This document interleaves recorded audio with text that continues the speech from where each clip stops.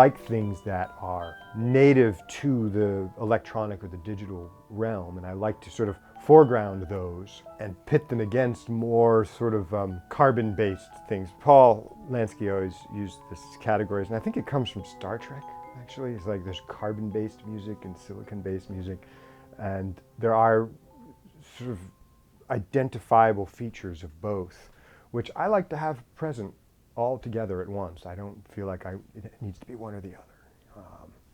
But I think even more to the point to your question, I really like to see how new instruments that we might build engage with how we like to make music. So you take, for instance, a fiddler, or you take percussion.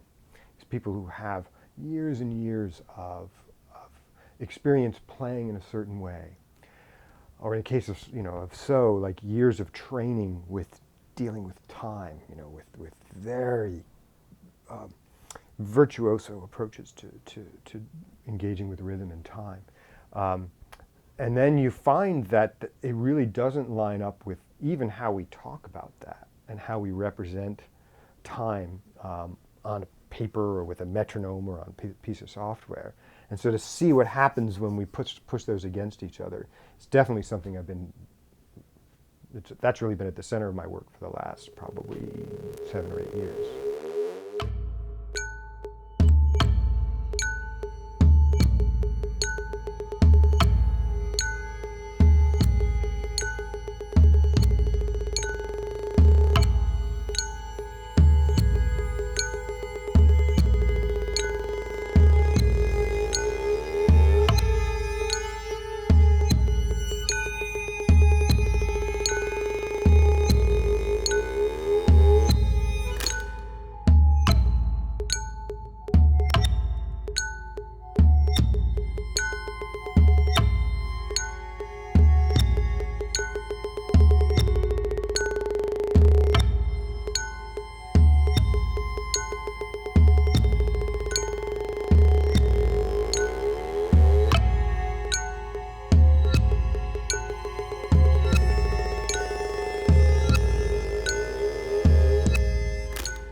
So even, apart from dealing with new technologies, even just the issue of representing what's happening when we're making music with our bodies in a certain way. Trying to represent that on a page with notation is one challenge. And then when you think about building a new instrument, say with software, you always have to work with some kind of representation because computers are dumb. We need to tell them exactly what to do. So we write these lines of code and they have to be totally explicit. And so in some ways, when you write a program, it more than any other way reflects the limitations of our understanding of how that music actually works. So you write it down and the computer does something exactly the way you told it because it reflects how you understand that music. And then you listen to it and go, that's not really quite right. So I love that. I find that really super interesting, but it does require that you're constantly referring back to this thing that we don't really understand or that we're trying to represent. So I guess what I'm saying is that I feel like I always have to make sure I'm coming back to playing music, with my body and with other people, and trying to keep myself honest about how I think I understand things, so that I don't let my representation of things sort of overly constrain the thing that actually drew me to it in the first place.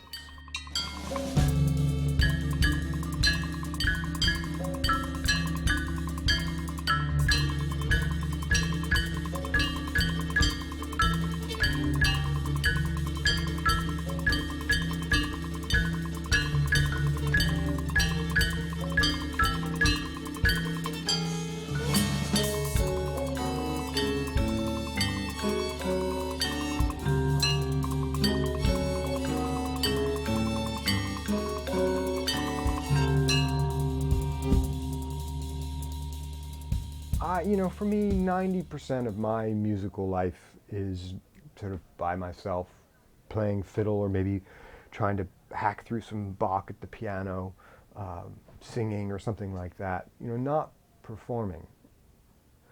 And my enjoyment of music really is primarily there. And I think we forget that sometimes, and especially like in the whole electronic music world, there's such an emphasis on performance and making things that are always going to be presented, that the role of the player and their experience can really get lost. It's like, well, they're just going to play along with something here, and you know, they're executing something as opposed to engaging with something. And so one of my first principles in designing these types of instruments is really, well, what's this going to be like for the player? Is this going to be really like super engaging in some way to play? And again, that comes back to my fiddle's hanging on the wall. It's like, well, I could just pick that up and play some tunes, and that's really great. And so anything else that I do, I want it not to be engaging in the same way, because I don't need to reproduce that, but to be at least similarly engaging in terms of making me really want to do it and making me feel like I'm actually with some urgency involved in the music making process. And that's also hard, but I think I've, I try to develop an instinct for making things that will accomplish that. It's hard, and most of the time I miss, but occasionally I get something that, wow, 3 days later I'm still doing this, so there must be something right here.